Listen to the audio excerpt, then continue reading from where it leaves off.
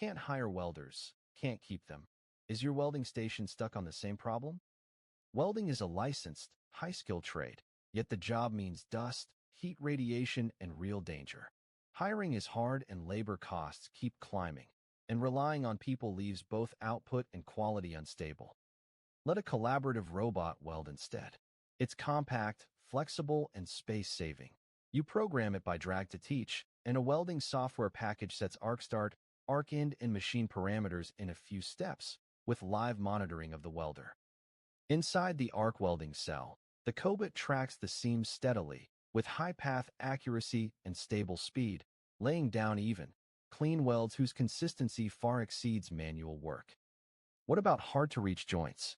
Add an external travel axis and the robot's reach expands dramatically, so one cell covers far more weld points, long seams, and large parts included. How fast is Payback? A logistics equipment maker replaced its door beam welding station with a 5-kilogram cobot and recovered the investment in 1 year. An EV battery producer paired a cobot with a laser welder for battery shells and paid it back in as little as 6 months.